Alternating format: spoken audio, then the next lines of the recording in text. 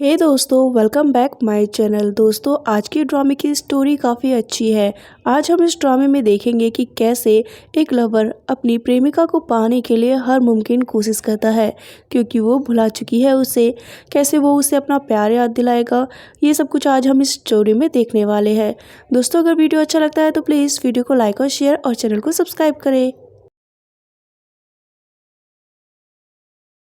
चलिए तो दोस्तों, ड्रामे की स्टार्टिंग करते हैं। स्टार्टिंग में दोस्तों हमारी हीरोइन यैंसी को कार में सोते हुए दिखाया जाता है। वो यहाँ पर ड्रीम देखती है कि एक लड़का उसकी वेस्ट पर वाइट रोज का एक टैटू ड्रॉ कर रहा है, जो टैटू उसे काफ़ी पसंद आता है। तभी यहाँ पर यैंसी की आंखें खुल जाती है। वो यहाँ पर कहती है कि मैं इस ड्रीम को हमेशा देखती हूँ, लेकिन कभी भी मुझे उस लड़के का चेहरा साफ नजर नहीं आता है। उसके बाद वो कार से बाहर आती है तो वहाँ पर उसका बॉयफ्रेंड लू जी उसे लेने आता है। वो आज उसे अपने दोस्तों से मिलवाने वाला है। उसके बाद बार में दिखाया जाता है मिस्टर सॉन्ग को। वो यहाँ पर यंसी को काफ़ी घूर के देखता है, जिससे कि यंसी को थोड़ा अजीब लगता है। लू जी कहता है ये सभी मेरे फ्रेंड हैं।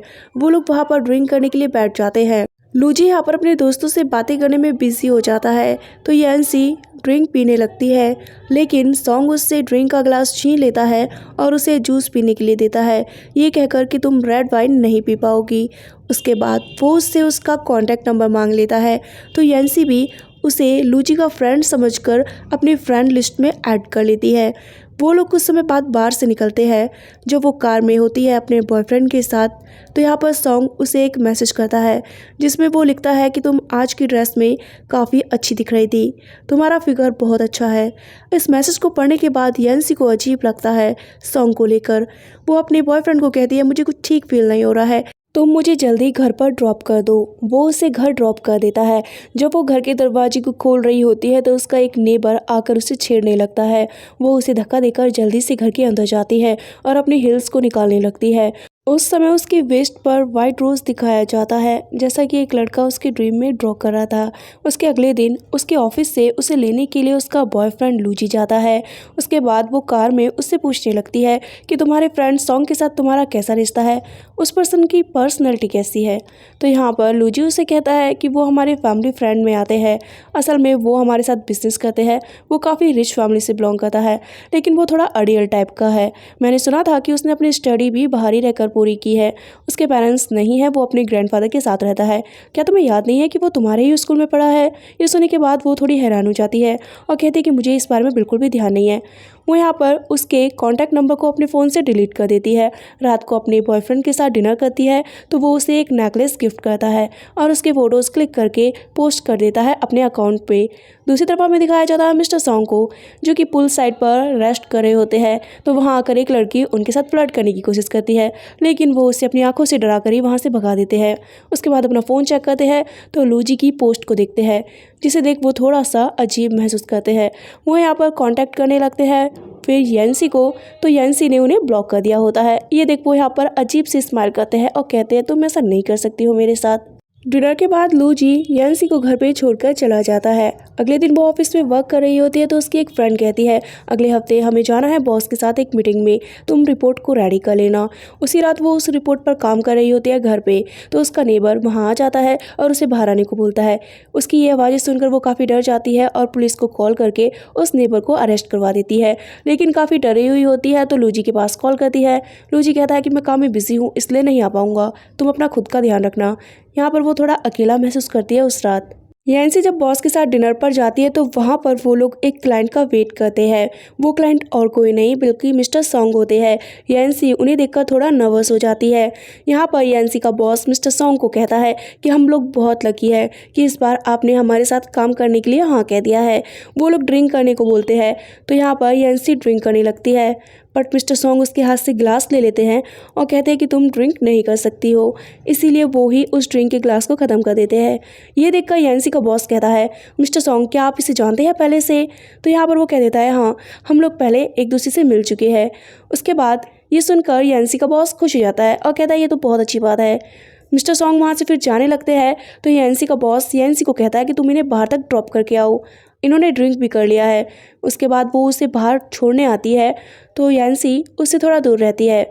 ये देखकर सॉन्ग कह देता है तुम मुझसे इतनी डरी हुई क्यों हो, क्या तुम्हें लगता है मैं तुम्हें खा जाऊंगा, और तुमने मुझे एकदम से ब्लॉक भी कर दिया।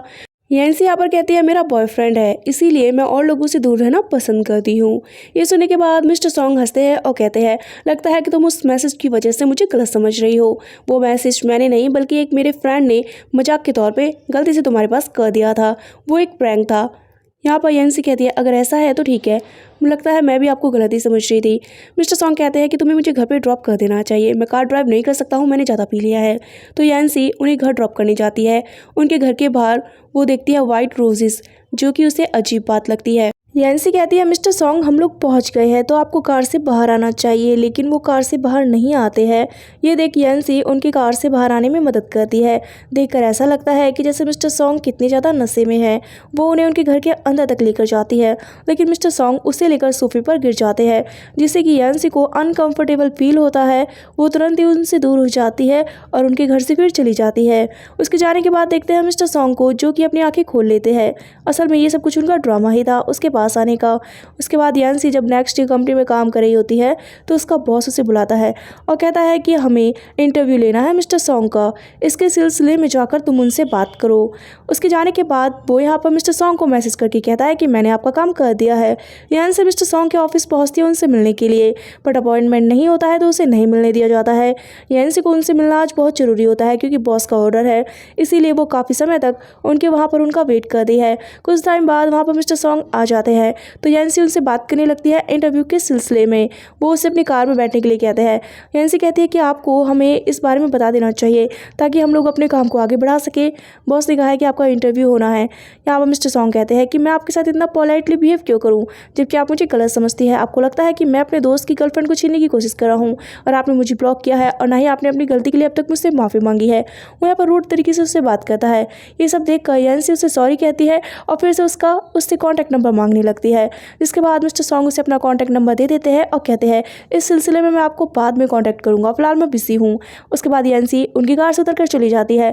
मिस्टर सॉन्ग यहाँ पर मुस्कुराते हैं और कहते हैं जाल मैंने फैला दिया है, कुछ टाइम बाद ये मछली मेरे जाल में फंसी जाएगी। यैंसी जब अपने घर पहुंचती है तो वहाँ पर उसका नेबर आ जाता है और कहता है कि तुमने मुझे जेल पहुंचाया है और मैं तुम्हें नहीं छोड़ूंगा। वो उसके पीछे पड़ जाता है। यैंसी वहाँ से भागने लगती है, वो उसे पकड़ लेता है। तभी वहाँ पर मिस्टर सॉन्ग आ जाते हैं, जो कि उसे काफ़ी बुरी तरीके से मारते हैं और पुलिस को कॉल करते हैं उसे वहाँ से ले जाने के लिए। यैंसी उन्हें देखने लगती है काफ़ी गौर से और सोचती है कि यहाँ कैसे आ गए। तो मिस्टर सॉन्ग कहते हैं तो मेरी कार में अपना कुछ सामान भूल आई थी, यही रिटर्न करने आया हूँ। वो उसे उसकी लिपस्टिक रिटर्न कर देते हैं। उसके बाद वो कहते हैं क्या तुम मुझे घर के अंदर नहीं बुलाओगी। यैंसी उन्हें अपने साथ घर के अंदर ले जाती है, वहाँ पर उन्हें पानी सर्व करती है। वो जाकर फिर अपनी चोटों पर मेडिसिन लगाने लगती है। मिस्टर सॉन्ग का ध्यान उसकी फ़ोटो पर जाता है। वो उस फोटो को देखकर कहते हैं कि तुम बिल्कुल परी जैसी लगती थी जब तुम बैले डांस किया करती थी। ऐसे मन में वो यहाँ पे ख्याल लाते हैं। तभी वो यैंसी के पास आ जाते हैं और कहते हैं कि मैं मदद कर देता हूँ। यैंसी तो मना भी करती है लेकिन वो नहीं मानते हैं और उसकी चोटों पर मेडिसिन लगाने लगते हैं, जिससे कि वो दोनों एक दूसरे के नज़दीक रहते हैं। तभी यैंसी के पास लूजी का कॉल आ जाता है। वो जाकर फ़ोन उठाती है तो लूजी उसे कहता है कि नेक्स्ट वीक मेरी मॉम तुमसे मिलना चाहती है, मैंने तुम दोनों की मीटिंग फिक्स कर दी है। यहाँ पर यैंसी कहती है ठीक है, मैं तुम्हारी मॉम से मिल लूँगी। मिस्टर सॉन्ग ये सब कुछ सुन रहे होते हैं। तभी उनका असिस्टेंट उन्हें कॉल करके बताता है कि आपके ग्रैंडपा की तबीयत ज़्यादा ही ख़राब हो गई है, तो आपको आना होगा। यैंसी यहाँ पर उनकी तरफ ध्यान नहीं देती है और जाकर अपने रूम में अपनी बैग पर भी मेडिसिन लगाने लगती है। वो वहाँ से तभी गुजरते हैं और उसके वेस्ट वाले टैटू को देख लेते हैं। यैंसी पीछे मुड़कर देखती है और कहती है क्या यहाँ कोई था। बाहर आते तो उसे पता चलता है कि वो जा चुके हैं। उसके बाद कार में वो अपने असिस्टेंट को कहते हैं कि वो नेबर दोबारा इस एरिया में नजर नहीं आना चाहिए। उसके बाद दिखाया जाता है उनके फैमिली को, जहाँ पर उनका स्टेप ब्रदर कह रहा होता है अपने डैड से कि ग्रैंडपा को अचानक क्या हो गया, बस मुझसे बिजनेस में थोड़ा सा ही तो नुकसान हुआ है। उसकी मॉम कहते हैं कोई बात नहीं बेटा, तुम्हारे डैड सब कुछ हैंडल कर लेंगे। यहाँ पर उसका फादर कहने लगता है ऐसा छोटा मोटा नुकसान तो हो जाता है, मैं तुम्हारे साथ हूँ। तभी पीछे से मिस्टर सॉन्ग आ जाते हैं और कहते हैं बहुत कमाल की बात है, आप लोग सिर्फ ग्रैंडपा को परेशान करते रहे और इसके बाद भी आप लोग खुश हो रहे हैं। सॉन्ग के फादर गुस्से में उसे कहते हैं कि तुम मुझसे ऐसे बात नहीं कर सकते हो, तुम जैसा कमीना बेटा मेरा कैसे हो गया। ये सुनने के बाद तुरंत ही सॉन्ग उन्हें चाटा मार देता है और कहता है कि आप मेरे फादर है ही नहीं, दफ़ा हो जाए आप लोग यहाँ से। वो सबको वहाँ से भगा देता है और अपने ग्रैंडपा को देखने लगता है। उसके बाद जब वो रूम से बाहर आता है तो उसका स्टेप ब्रदर उसके सामने खड़े होकर कहने लगता है कि ये कंपनी कभी तुम्हारी नहीं होने वाली है, क्योंकि डैड तो अपने शेयर्स मुझे ही देंगे, फिर देखता हूँ कि तुम कैसे इस कंपनी पर अपना हक जमाते हो। सॉन्ग उससे कह देता है कि तुम कभी मेरे सामने नहीं टिक सकते हो। यैंसी को देखते हैं जिसे लू जी रिंग देखकर एंगेजमेंट के लिए पूछता है तो वो उसे हाँ कह देती है। यहाँ पर वो उसे रिंग पहना देता है और ये सब कुछ कार में बैठे हुए मिस्टर सॉन्ग देखते हैं जिससे कि उन्हें अच्छा नहीं लगता है। उसके बाद यैंसी मिलने जाती है मिस्टर लूजी की मॉम से, लेकिन लूजी की मॉम को वो पसंद नहीं आती है, इसीलिए वो उसे कह देती है कि तुम मेरे बेटे के साथ नहीं रह सकती हो, तुम उसके लिए सूटेबल नहीं हो, तुम उसे छोड़ दो और उससे अलग हो जाओ। यैंसी ये सुनकर हैरान हो जाती है और कहती है अगर लू जी मुझसे खुद ब्रेकअप करेगा तो मुझे कोई दिक्कत नहीं है, बट मैं आपके कहने पर उसे नहीं छोड़ूंगी। उसकी मॉम कह देती है कि उसे परफेक्ट लड़कियां पसंद है, तुमने काफ़ी सालों तक बैले डांस किया है, ये मुझे पता चला है। मैं जानती हूँ कि तुम्हारे पैर बिल्कुल भी खूबसूरत नहीं होने वाले हैं और मेरा बेटा ऐसी लड़की को ये साथ नहीं रह सकता है जो सुंदर ना हो, और वैसे भी तुम्हारी फैमिली नहीं है। यैंसी यहाँ पर उनकी बकवास ज़्यादा नहीं सुनती है और वहाँ से उठकर आ जाती है और उसके बाद यहाँ पर वो कॉल करती है लूजी को और कहती है कि आज तुम मेरे लिए खाना बनाना। घर पे फिर देखते हैं रात को लूजी उसके लिए नूडल्स बनाता है एग वाले। ये देखकर वो खुश होती है और कहने लगती है स्कूल टाइम में भी तुम मेरे लिए ऐसे ही नूडल्स बनाया करते थे, और एक बार तो मैं बीमार हो गई थी तो तुम मुझे डॉक्टर के पास भी लेकर गए थे, क्या तुम्हें ये सब कुछ याद है? यहाँ पर कहने लगता है उससे लूजी कि मुझे ये सारी बातें कुछ खास याद नहीं है। लूजी उसके पास आने की कोशिश करता है बट वो उससे दूर हो जाती है। उसके बाद वो कहता है कि शायद तुम थक गई हो तो तुम्हें रेस्ट करना चाहिए। उसे उसके रूम में लेकर जाता है, लेकिन जब वो उसके सैंडल्स को निकालता है तो उसके पैरों को देख लेता है। पैर उसके सच में अगली रहते हैं। ये देख वो कुछ नहीं कहता है और वहाँ से गुड बाय बोलकर चला जाता है। उसके बाद जब सो रही होती है यैंसी तो वो ड्रीम देखती है कि उसे काफ़ी पेन हो रहा है। वो किसी को कॉल करके हेल्प के लिए कहती है। एक लड़का उसके लिए दवाइयाँ लेकर आता है, लेकिन उन्हें खाने के बाद भी उसे अच्छा महसूस नहीं होता है, तो वो उसे अपने बैग पर कैरी करके हॉस्पिटल ले जाता है और वहाँ पर भी उसका ध्यान रखता है। लेकिन उसके बाद उसकी आँखें खुल जाती है और फिर से उसे उस लड़के का चेहरा याद नहीं है, जिस वजह से वो थोड़ी परेशान नजर आती है। ऑफिस पहुंचती है तो उसका बॉस उसे बुलाता है और कहता है कि मेरी एक फैमिली फ्रेंड है जो कि अपने घर को रेंट पर देना चाहती है, रेंट भी काफ़ी सस्ता है, तो क्या तुम मेरे लिए किसी पर्सन को ढूंढ दोगी? वो उसे घर के फोटोज़ दिखाने लगता है। ये सब देखकर तुरंत ही उस घर को रेंट पर लेने के लिए हाँ बोल देती है यैंसी। उसके वहाँ से जाने के बाद यहाँ पर उसका बॉस मिस्टर सॉन्ग को कॉल करके कहता है कि मैंने आपका काम कर दिया है, वो आपके नए घर में शिफ्ट हो जाएगी जल्द ही।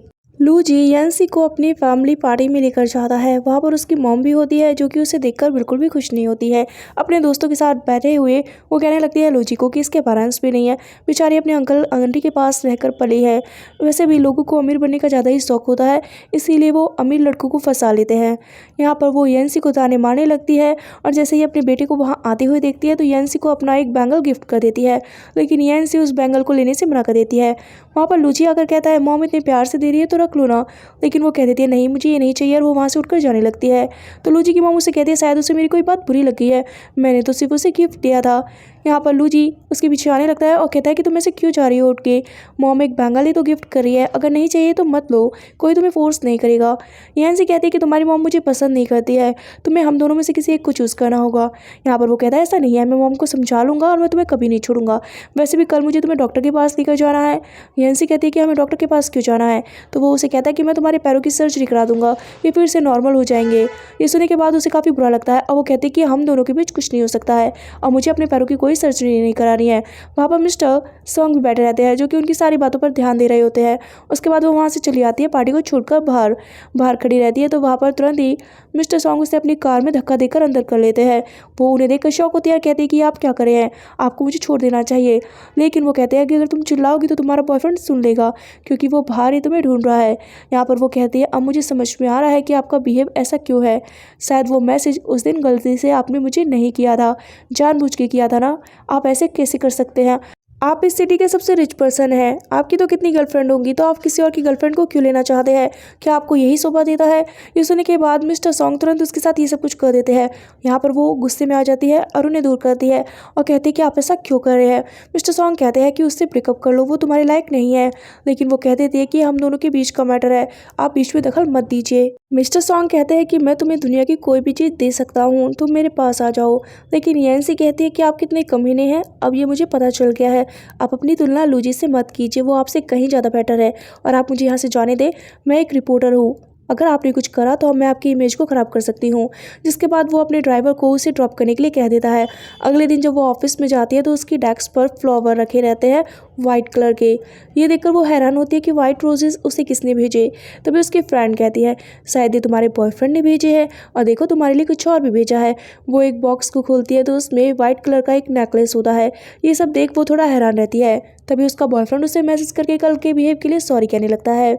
इससे यहाँ पर उसे लगता है कि शायद उसी ने ये सब कुछ मनाने के लिए भेजा है। यहाँ पर रात को उसका बॉयफ्रेंड उसे डिनर पे बुलाता है तो उसे फ्लावर और गिफ्ट देने लगता है, ये कहकर कि प्लीज़ मुझे माफ़ कर दो, कल के लिए ये सब कुछ मैं तुम्हें मनाने के लिए लाया हूँ। यैंसी यहाँ पर उसे कहती है कि तुम तो ऑलरेडी मेरे ऑफिस में मुझे फ्लावर्स और गिफ्ट भिजवा चुके हो, तो ये सब कुछ क्यों दे रहे हो। लूजी कह देता है कि मैंने तो तुम्हें कुछ नहीं भिजवाया है। ये जान वो थोड़ी परेशान हो जाती है। घर आने पर फिर से उस नेकलेस को देखती है। तभी उसके पास कॉल आ जाता है मिस्टर सॉन्ग का, जो उसे कहते हैं क्या तुम्हें मेरा भिजवाया हुआ नेकलेस पसंद आया। वो उनसे कहते हैं कि मुझे आपका कुछ नहीं चाहिए, प्लीज़ आप भगवान के लिए मेरा पीछा छोड़ दें, आप मुझसे चाहते क्या है। मिस्टर सॉन्ग उसे कहते हैं कि तुम मुझे अपने 3 दिन दे दो, अगर उसके बाद मेरे साथ तुम्हें अच्छा नहीं लगा तो मैं तुम्हारी लाइफ से चला जाऊँगा। यहाँ पर लूजी भी उसे कॉल कर देता है और कहता है कि नेक्स्ट मंथ मैं हमारी इंगेजमेंट रख रहा हूँ, तुम्हें कोई दिक्कत तो नहीं है। यहाँ से उसे कहती है कि मुझे कोई दिक्कत नहीं है। अगले दिन जब वो ऑफिस में जाती है तो अपनी फ्रेंड को अपनी इंगेजमेंट के बारे में बताती है। यहाँ पर ऑफिस टाइम जब ओवर हो जाता है तो मिस्टर सॉन्ग उसे लेने आ जाते हैं। वो उनकी कार में जाकर बैठ जाती है और कहती है कि आपको यहाँ ऐसे आने की जरूरत नहीं है, मेरे फ्रेंड्स आएंगे और देखेंगे तो क्या सोचेंगे। यहाँ पर वो उसके पास आकर कहता है क्या तुम्हें डर लगता है कि कोई तुम्हें मेरे साथ देख लेगा। यहाँ से कहते हैं कि मुझे अपना नाम बदनाम नहीं करवाना है, आपने मुझसे 3 दिन मिलने के लिए कहा था, इसलिए मैं आपकी बात मान रही हूँ, लेकिन उसके बाद आप मेरी लाइफ से गायब हो जाना। उसके बाद वो यहाँ पर कार में ही सो जाती है। तो यहाँ पर मिस्टर सॉन्ग उसे प्यार से देखते हैं और फिर उसे प्यार करने लगते हैं, लेकिन इससे वो नाखुश होती है और कहती है आप ये क्या कर रहे हैं। मिस्टर सॉन्ग कहते हैं क्या तुम्हें सांस लेना भी नहीं आता है किस करते समय, लगता है लूजी ने तुम्हें कुछ नहीं सिखाया है। वो यहाँ पर कहती है कि आप मुझे परेशान करना बंद कीजिए, मैं जा रही हूँ। लेकिन तभी वो देखती है कि उसके घर के बाहर ही लूजी खड़ा हुआ है। ये देखकर वो मिस्टर सॉन्ग को कहती है मैं अभी आपकी कार से नहीं निकल सकती हूँ, अगर उसने देखा तो दिक्कत हो जाएगी, प्लीज़ आप मुझे छिपाए। यहाँ पर वो उसकी कार की तरफ आने लगता है लूजी। यहाँ पर वो काफ़ी डर जाती है। सॉन्ग उसे अपने कोट में छिपा लेता है। लूजी आकर उससे कहता है कि तुम किसके साथ हो, क्या तुम्हारी कोई गर्लफ्रेंड है, मुझे ज़रा मिलवाओ तो सही। सॉन्ग उसे कह देता है कि मेरी गर्लफ्रेंड काफ़ी शर्मीली है, अभी मैं तुम्हें इससे नहीं मिलवा सकता हूँ, बाद में मिल लेना। उसके बाद वो उसे वहाँ से जाने के लिए कह देता है। यहाँ पर अपनी गर्लफ्रेंड को लूजी कॉल करने लगता है तो उसका फ़ोन वहीं रिंग करता है कार में। तुरंत ही यैंसी अपने फ़ोन को स्विच ऑफ कर देती है ताकि लूजी को कुछ भी पता ना चले। सॉन्ग यहाँ पर उसे कल भी मिलने के लिए बोलता है तो यैंसी कह देती है कि कल मुझे अपने दोस्तों से मिलना है, इसलिए मैं कल तुमसे नहीं मिल सकती हूँ। उसके बाद वो अपने घर पहुँचती है तो वहाँ पर लूजी उसका वेट कर रहा होता है। लूजी उसे देखकर कहता है कि तुमने ऑफिस से आने में आज देर कर दी, देखो मैं तुम्हारे लिए डिनर लाया हूँ। यैंसी उसे कुछ नहीं कहती है और घर के अंदर लेकर आ जाती है।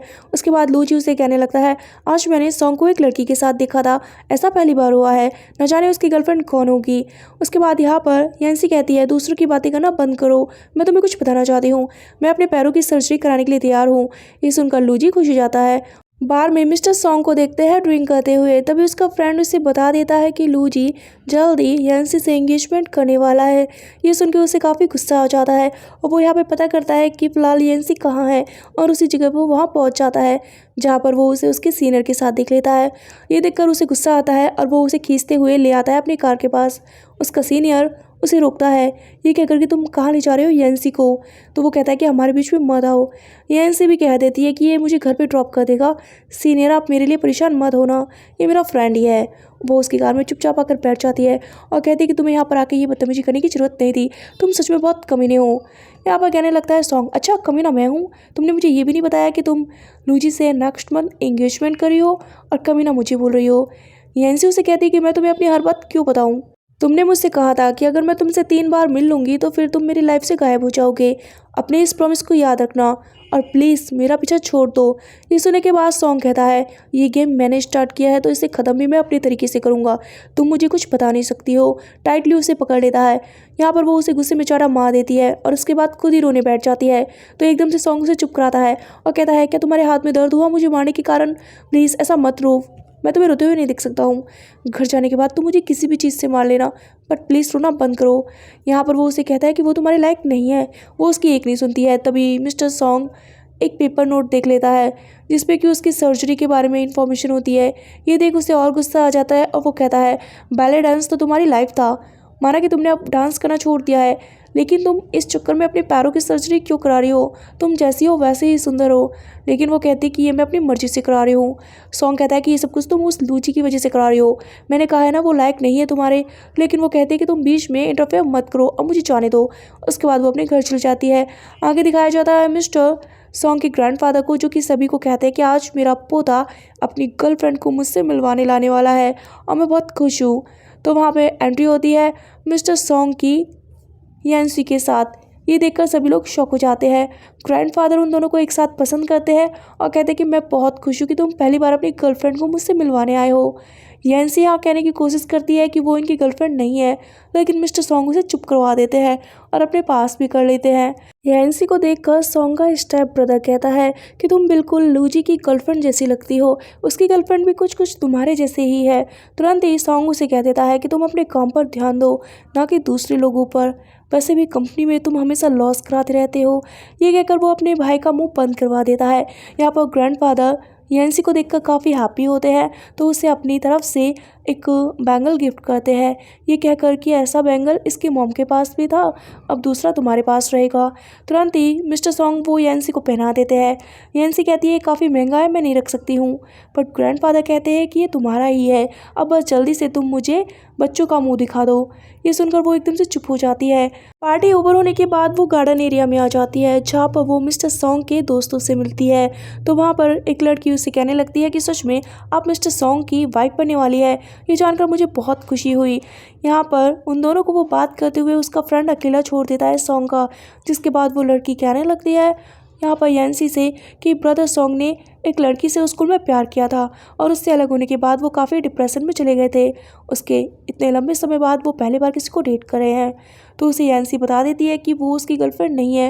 ये सुनने के बाद वो लड़की कहती है अगर ऐसा है तो आप मुझे काफ़ी अच्छी लगी है, क्यों ना आप मेरे रियल ब्रदर की गर्लफ्रेंड बन जाए।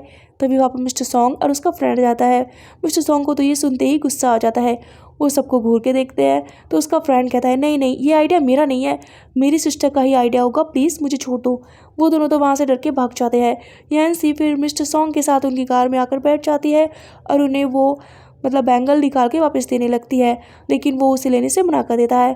कहता है कि तुम अपने पास रखो, अगर तुम मुझे दोगी तो मैं इसे फेंक दूंगा। यांसी कहती है ऐसा क्यों कर रहे हो, मैं इसे नहीं रख सकती हूँ। लेकिन वो कहता है ये ग्रैंडफादर ने दिया है, प्लीज़ फ़िलहाल तुम इसे अपने पास रख लो। और हाँ, ग्रैंडफादर को सच मत बताना कि तुम मेरी गर्लफ्रेंड नहीं हो, वरना वो फिर से बीमार हो जाएंगे, उन्हें हार्ट की प्रॉब्लम है। ये सुनकर यांसी कहती है ठीक है, मैं अपना मुंह बंद रखूँगी, पर तुम इस मैटर को जल्दी क्लोज कर देना। वो वहाँ से चली जाती है। उसके बाद असिस्टेंट कहता है बॉस, ग्रैंडफादर तो अब बिल्कुल ठीक है, उन्हें तो वैसे कोई दिल की बीमारी भी नहीं है, फिर आपने यांसी से झूठ क्यों कहा। सॉन्ग कहता है अगर मैं ऐसा नहीं कहता तो वो पक्का ग्रैंडफादर को कुछ टाइम बाद बता देती कि वो मेरी गर्लफ्रेंड नहीं है, और मैं ऐसा नहीं चाहता हूँ। आगे देखते हैं यांसी को, जो कि फिर से लूजी की मॉम के बुलाने पर उनसे मिलने जाती है। यहाँ पर लूजी की मॉम कह देती है कि मैं तुम्हारी एंगेजमेंट अपनी बेटी के साथ नहीं होने दूंगी। मैं जानती हूँ कि तुम पैसों के लिए मेरे बेटे के साथ हो, मैं तुम्हें 2 मिलियन देती हूँ, मेरे बेटे को छोड़ दो। बट यांसी कहती है ऐसा कुछ भी नहीं है, मुझे आपके कोई पैसे नहीं चाहिए। अगर ये रिश्ता टूटेगा तो लूजी की तरफ से टूटेगा, प्लीज़ आप ये सब बातें मत कीजिए आंटी। लेकिन वो फिर उसे 3 मिलियन देने लगती है। यांसी को ये सब सुन के गुस्सा आता है और वो कहती है ऐसा कुछ नहीं होगा, और वैसे भी मैंने आपकी ये बातें रिकॉर्ड कर ली है, अब आप अपने बेटे से ही बात करना। वो बाहर आकर लूजी को वो सारी रिकॉर्डिंग भेज देती है। तो यहाँ पर लूजी उसे कॉल करता है और कहता है मुझे नहीं पता था कि मेरी मॉम तुमसे ऐसी बातें करेंगी, मैं उनकी तरफ से सॉरी कहता हूँ। यांसी उसे कह देती है कि तुम्हारी मॉम हमारे रिश्ते के लिए खुश नहीं है, शायद हम दोनों साथ नहीं रह सकते हैं। बट वो कहता है मैं मॉम को संभाल लूँगा, तुम चिंता मत करो। उसके बाद दिखाया जाता है यांसी जब ऑफिस में होती है तो यहाँ पर उसकी फ्रेंड उसका एक फ़ैन पेज दिखाती है और कहती है कि किसी ने तुम्हारे यहाँ पर फ़ोटोज़ डाले हैं, क्या तुम जानती हो ये पर्सन कौन है जो तुम्हारे फ़ैन पेज को चलाता है। यांसी कहती है मुझे इस बारे में कुछ नहीं पता है। यहाँ पर एक और लड़की होती है जो तुरंत ही यांसी की बुराइयाँ करने लगती है और कहती है कि तुम तो काफ़ी पॉपुलर हो, तुमने किसी के पति को छीनने की कोशिश की है, देखो एक लेडी वीडियो में ऐसा कह रही है। यहाँ पर उसके बारे में बुरी बुरी रूमर्स उठने लगती है, जिनसे कि यांसी परेशान होती है और कहती है ये सब कुछ फेक है, ऐसा कुछ भी नहीं है। यहाँ पर यांसी के पास मिस्टर सॉन्ग कॉल करते हैं तो यांसी उन्हें अपनी इस प्रॉब्लम के बारे में बताती है। वो कहते हैं कि मैं तुम्हारी प्रॉब्लम सॉल्व कर दूंगा, तुम मुझसे मिलने के लिए घर आ जाओ। यांसी कहती है पहली बात, हमारी 3 मीटिंग हो चुकी है, तुमने मुझे परेशान करने से मना किया था। यहाँ पर वो कहता है मैं तो तुम्हारी मदद करने को कह रहा हूँ, अगर मदद नहीं चाहिए तो कोई बात नहीं। लेकिन यांसी को इस र्यूमर्स को हटाना था। इसीलिए वो उनसे मिलने उनके घर पहुंच जाती है। तो वो यहाँ पर कहने लगता है मुझे शावर लेना है, जरा मेरी मदद कर दो। वो मना भी करे तो कैसे करे। यहाँ पर उसके वो गले पड़ जाता है तो वो उसे शावर देने में मदद करती है। उसके बाद असिस्टेंट आकर कहता है कि बॉस वो लोग आ गए हैं। वो यहाँ पर यांशी को अपने साथ लाता है। जिन लोगों ने उसके खिलाफ खबरें फैलाई थी झूठी, उन्हें उसके सामने ला देता है। यहाँ पर वो लोग सॉन्ग को देखकर डर जाते हैं और कहते हैं हमें नहीं पता था कि आप इस लड़की को जानते हैं, हमने तो ऐसे ही ये सब कुछ प्रैंक के तौर पे कह दिया था, हमें माफ़ कर दे। यहाँ पर सॉन्ग कहता है अब यही लड़की तुम्हें पनिश करेगी। यंसी कहती है आप लोग जाकर सबको सच बताएं, एक वीडियो डालें जिसमें आप उन्हें सच कहे कि मेरा आपसे कोई रिश्ता नहीं है और मैंने कभी आपसे अफेयर नहीं रखा है, बस यही मैं चाहती हूँ। इतना कहकर वो उन्हें छोड़वा देती है। मिस्टर सॉन्ग कहते हैं क्या इतना काफ़ी है। यंसी कहती है हाँ इतना काफ़ी है। वो वहाँ से उठ के जाने लगती है तो वो उसे रोक लेते हैं और कहते हैं बस क्या मुझे ऐसे ही थैंक्स कहोगी और ऐसे ही छोड़ के जा रही हो, इतनी मदद की है मैंने। वो यंसी को अपने ग्रैंडफादर के सामने उसके लवर बनने का ड्रामा करने को कहता है। यंसी कहती है मैं इस बारे में तुमसे बाद में बात करूंगी और वहाँ से चली जाती है। रात को लूजी यंसी को डिनर पे लेकर जाता है, अपनी मॉम के बिहेव के लिए सॉरी कहता है और कहता है मैं सब कुछ मैनेज कर लूँगा, डैड से मेरी बात हो चुकी है, मैरिज तो मैं तुमसे ही करूँगा। उसके बाद दिखाया जाता है यंसी घर आने पे देखती है उस वीडियो को जिसमें जिन लोगों ने उसके बारे में गलत कहा था अब वो लोग पब्लिकली उससे सॉरी मांग रहे होते हैं। जब वो सो जाती है तो फिर से सपना देखती है कि कुछ गुंडे एक लड़की को परेशान कर रहे हैं। वहाँ पर यंसी एक पुलिस वाले को ले आती है और उस लड़की की मदद करती है और फिर उसके साथ वहाँ से जाने लगती है।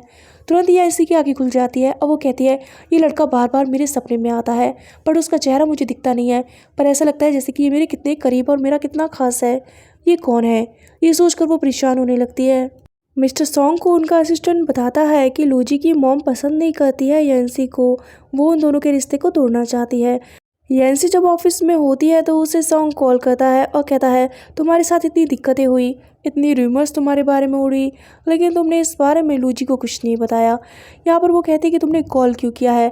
वो कहता है कि वो तुम्हारे लिए ठीक नहीं है। मैं तुम्हें बता दूँ कि वो अपने मॉम डैड के कभी अगेंस्ट नहीं जाएगा, अपनी फैमिली को नहीं छोड़ेगा, वो तुम्हारे लिए कभी स्टैंड नहीं लेगा। मैं तुम्हें कह रहा हूँ कि तुम उसे छोड़ दो।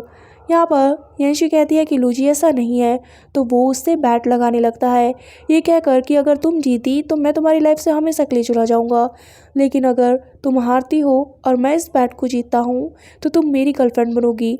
यंसी भी जोश में कह देती है कि लूजी मुझे कभी नहीं अकेला छोड़ेगा, मैं तुम्हारे साथ बैट लगाती हूँ, अगर हम दोनों अलग हुए तो फिर मैं तुम्हारी गर्लफ्रेंड बन जाऊँगी, लेकिन अगर तुम हार गए और लूजी मेरे साथ खड़ा रहा और वो अपनी फैमिली के अगेंस्ट गया मेरे लिए तो फिर तुम कभी भी मुझे अपनी शक्ल मत दिखाना।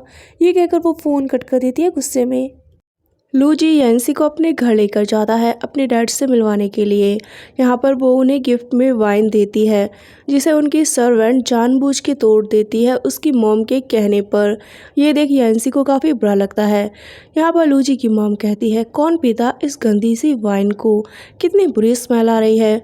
यंसी यहाँ पर चुप करके बैठ जाती है। वो लोग जब लंच करने बैठते हैं तो वहाँ पर लूजी की एक बचपन की दोस्त आ जाती है जो कि लूजी से ज़्यादा ही चेप होने लगती है।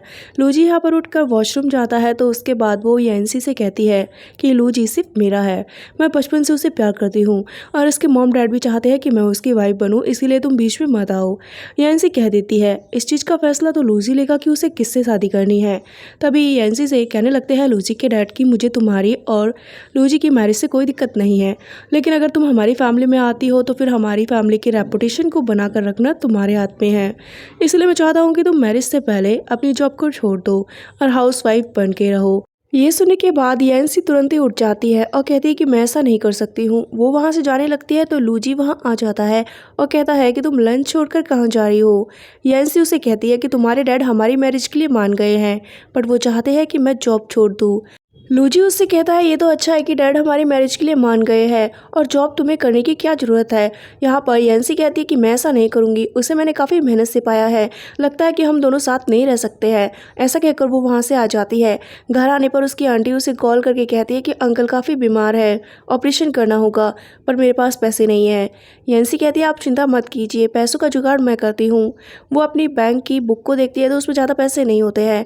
उसे फिर लूजी का ख्याल आता है। वो उसे कॉल करती है तो वो उसका फ़ोन नहीं उठाता है जिससे कि वो और ज़्यादा परेशान हो जाती है।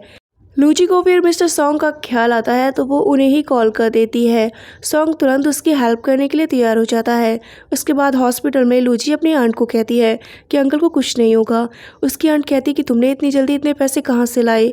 वो कह देती है कि मैंने अपनी एक फ्रेंड से लिए हैं, धीरे धीरे करके मैं उन्हें रिटर्न कर दूंगी। यैंसी की आंट उससे कहती है कि अगर तुम्हारी लाइफ में वो हादसा ना होता तो आज तुम अपने मॉम डैड के साथ बहुत खुश रहती, बिल्कुल एक प्रिंसेस की जैसी। तुम्हें हमारी वजह से काफ़ी तकलीफ़ें उठानी पड़ती है। यैंसी कहती है आप ऐसा मत कहिए, उन लोगों के जाने के बाद आप दोनों ने ही तो मुझे संभाला है।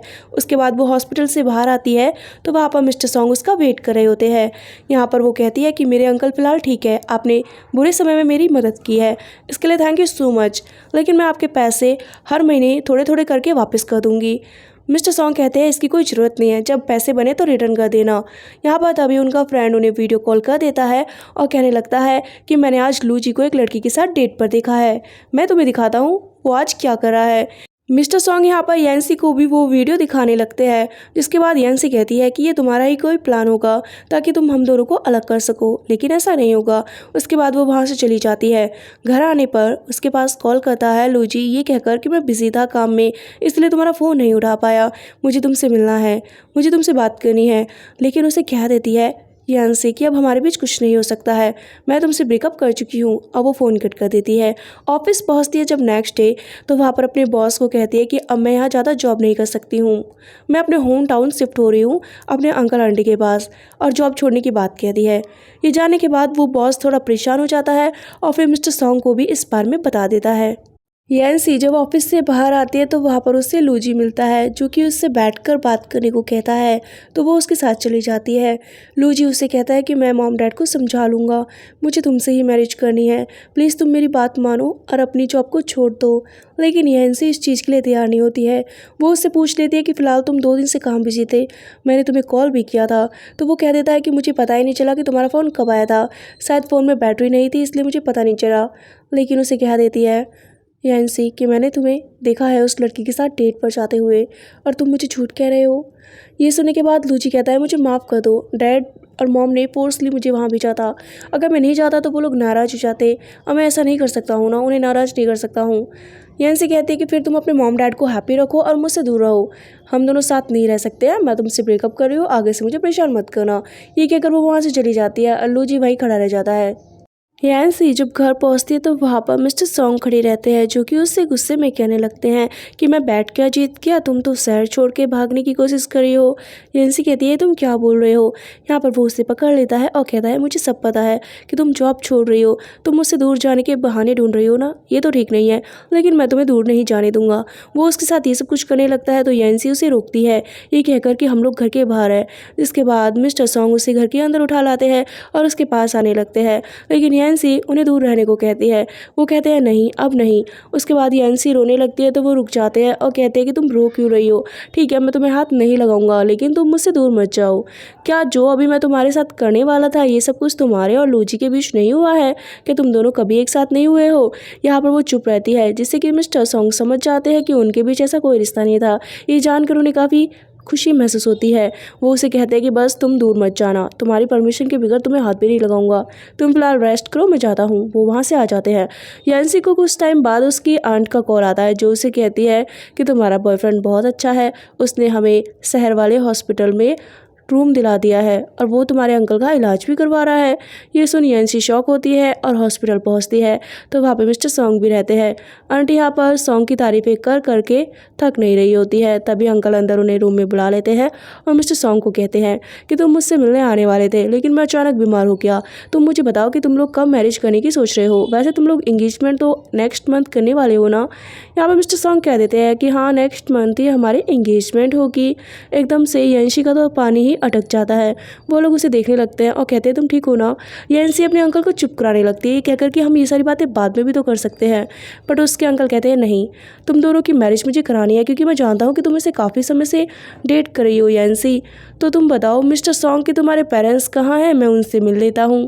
मिस्टर सॉन्ग कह देते हैं कि उसके पेरेंट्स नहीं है, मॉम मर चुकी है, डैड ने दूसरी मैरिज कर ली है और वो उसके साथ नहीं रहते हैं और वो सिर्फ ग्रैंडफादर के साथ रहता है और ग्रैंडफादर को तो पहले से ही यैंसी पसंद है, इसीलिए रिश्ते में कोई रुकावट नहीं है।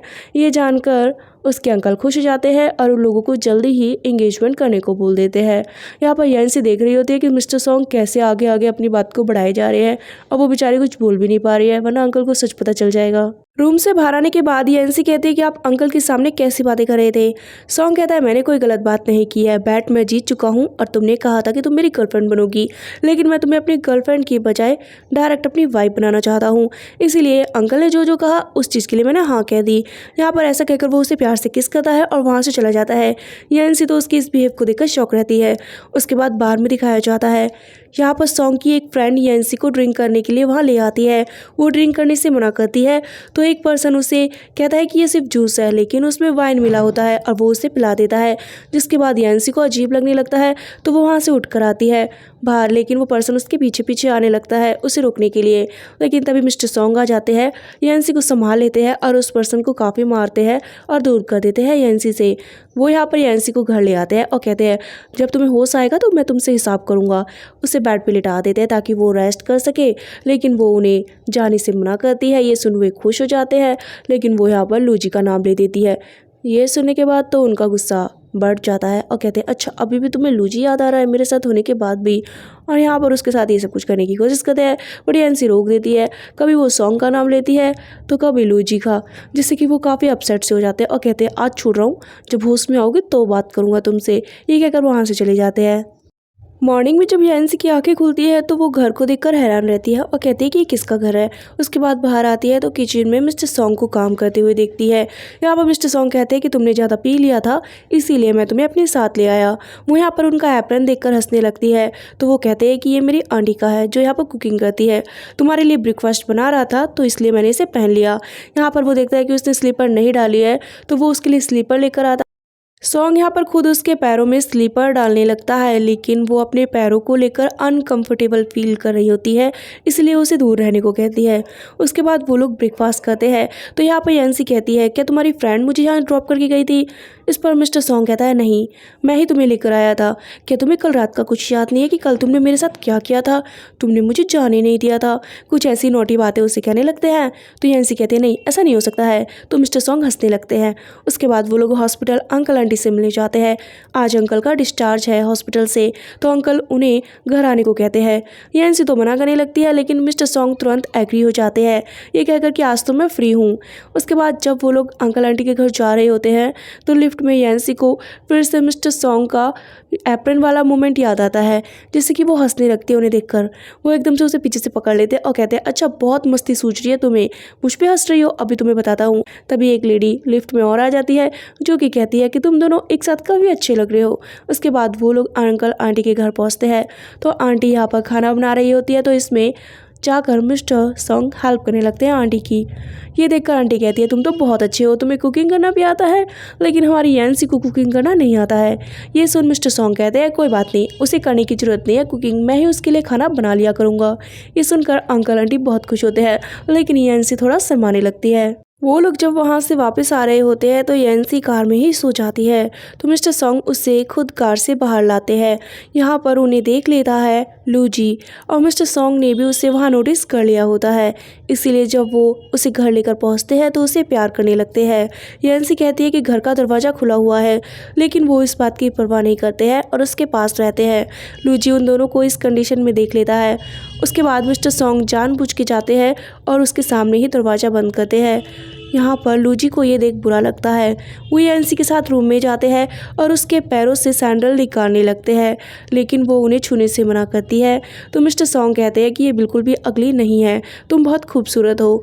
वो यहाँ पर उसे उसकी ही कंडीशन में एक्सेप्ट करते हैं और उसे बहुत प्यार करते हैं, जिससे कि यैंसी काफ़ी खुश रहती है।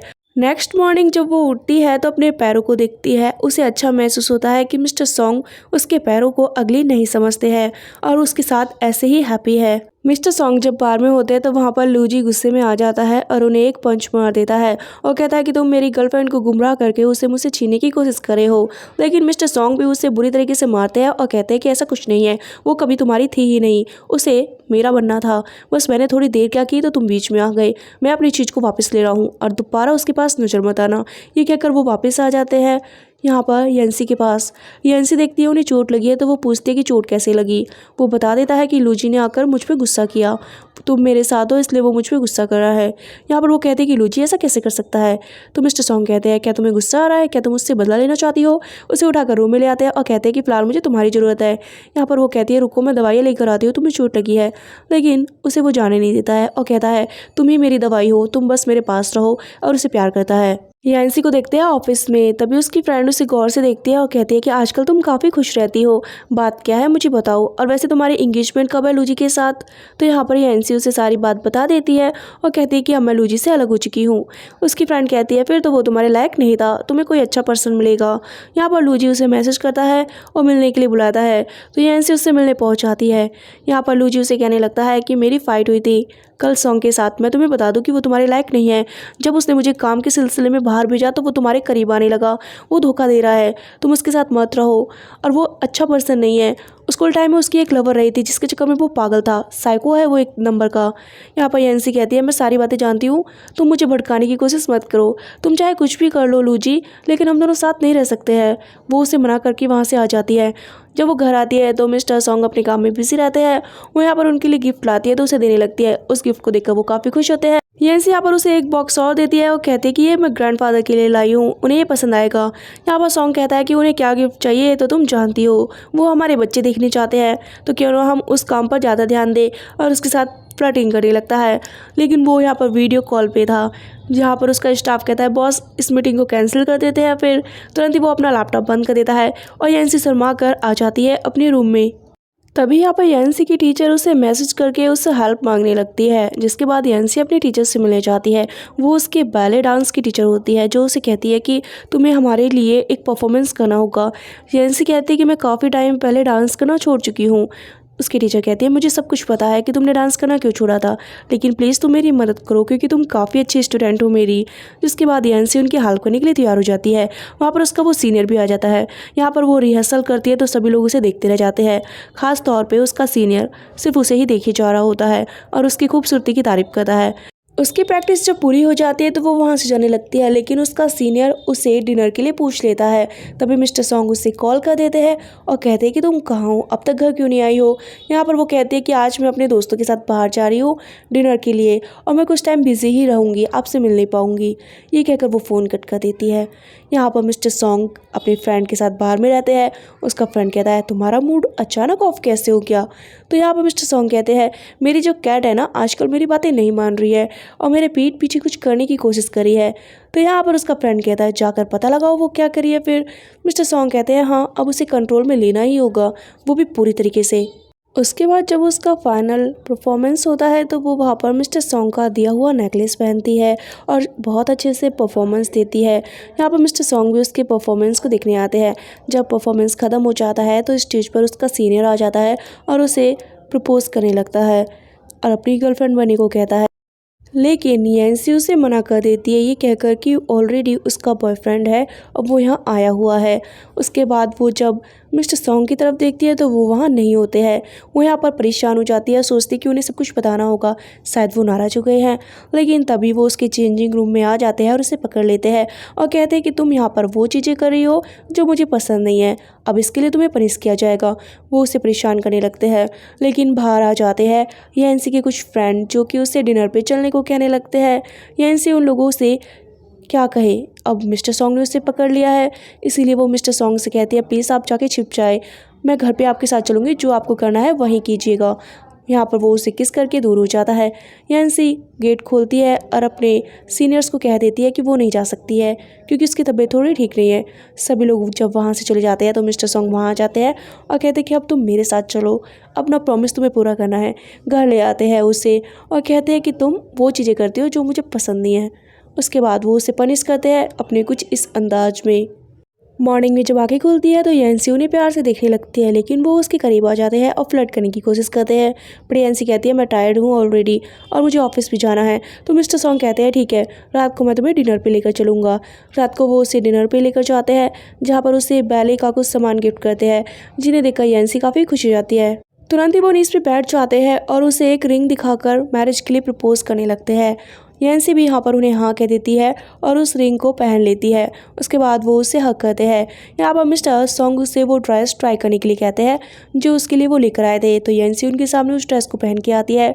ये देख वो बहुत खुश हो जाते हैं और उसके साथ प्यारा सा समय बिताते हैं। अगले दिन जब वो ऑफिस में रहती है तो उसकी फ्रेंड उसे बताती है, मैंने सुना है कि मिस्टर सॉन्ग ने किसी लड़की को मैरिज के लिए प्रपोज किया है, बट वो लड़की कौन है ये कोई नहीं जानता है, बट न्यूज़ सारे में वायरल हो रही है। उसे कुछ फुटेज वगैरह दिखाने लगती है। यहाँ पर यैंसी कहती है, अच्छा अगर तुम्हें पता चले कि वो लड़की मैं हूँ तो तुम कैसे रिएक्ट करोगी। उसकी फ्रेंड पहले तो शॉक हो जाती है, लेकिन बाद में कहती है अगर ये सच है तो ये तो बहुत अच्छी बात है। फिर उसके लिए वो हैप्पी होने लगती है। तभी यहाँ पर यैंसी के पास मिस्टर सॉन्ग के स्टेप ब्रदर का कॉल आ जाता है और वो उससे मिलने बुलाता है, ये कहकर कि मैं तुम्हें सॉन्ग की सच्चाई बताना चाहता हूँ। जिसके बाद वो उससे जाकर मिलती है तो यहाँ पर वो कहने लगता है कि सॉन्ग सिर्फ तुम्हें यूज़ कर रहा है, वो तुम्हें कोई सच्चा प्यार नहीं करता है, बस अपनी बीमारी को ठीक करने के लिए तुम्हें इस्तेमाल कर रहा है। वो यहाँ पर उसे कहता है कि स्कूल टाइम में उसकी एक लवर थी जो उसे अचानक छोड़कर चली गई, जिसके बाद वो डिप्रेशन में चला गया। अब उसकी शक्ल जैसी तुम दिखती हो, हूबहू तुम उसकी गर्लफ्रेंड जैसे दिखती हो, इसीलिए वो तुम्हें उसकी सब्स्टिट्यूट के तौर पे रख रहा है। तुम्हें क्या लगता है कि वो तुमसे प्यार करता है? उसके कान भरना स्टार्ट कर देता है और कहता है कि तुम उसकी लाइफ से चली जाओ। लेकिन यैंसी कहती है कि तुम्हें मुझे कुछ भी बताने की ज़रूरत नहीं है, तुम पहले अपनी लाइफ पे ध्यान दो, हम दोनों के बीच क्या चल रहा है उसमें तुम्हें इंटरेस्ट लेने की ज़रूरत नहीं है। ये कहकर वो वहाँ से आ जाती है। घर आती है तो उसे सॉन्ग मिलता है जो कि उसे अपनी कार, घर के पेपर, प्रॉपर्टी के पेपर सब कुछ देने लगता है, ये कहकर कि मैं तुम्हें सब कुछ देना चाहता हूँ जो भी कुछ मेरा है। यहाँ पर यैंसी उसे तुरंत हक कर लेती है और उसके बाद उससे बातें करने बैठती है। वो यहाँ पर उसके वाइट रोजेस को देखकर कहती है कि तुम इन्हें क्यों उगाते हो। तो मिस्टर सॉन्ग कहता है ये तुम्हें पसंद है इसीलिए। यैंसी उसे कहती है लेकिन मुझे ऐसा कुछ याद नहीं है। वो उसे कहती है कि मुझे ये पता है कि हम दोनों एक ही स्कूल में थे, क्या हम कभी उस स्कूल में मिले थे। तो मिस्टर सॉन्ग उसे बताने लगते हैं कि फर्स्ट टाइम उसी ने उसे पीछे से रोका था और उसका नाम पूछा था और वो उसके साथ बस स्टॉप तक जाने की बात कहती है। लेकिन तभी एक पर्सन टकरा जाता है यैंसी से, तो वो गिरने लगती है और मिस्टर सॉन्ग उसे उस समय संभाल लेते हैं। इस तरीके से उनकी पहली मुलाकात हुई थी और उनके ऊपर कुछ वाइट फ्लावर्स भी गिर गए थे पेड़ से टूट के। ये उनकी बेस्ट मेमोरीज में से एक है। लेकिन तभी वहाँ पर यैंसी के पेरेंट्स उसे लेने आ जाते हैं और वो उनके साथ चली जाती है।